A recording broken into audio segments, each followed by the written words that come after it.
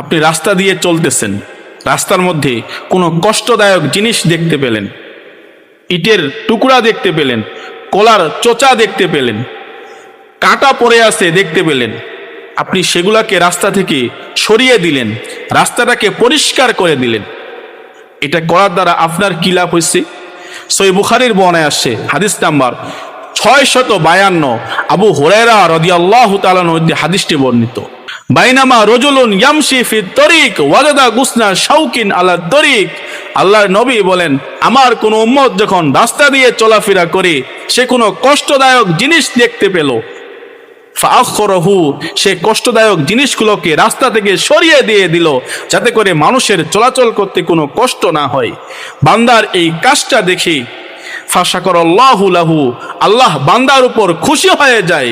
ফাগফারা লাহু, আল্লাহ বান্দার জীবনের গুনাহগুলোকে মাফ করে দিয়ে দেন।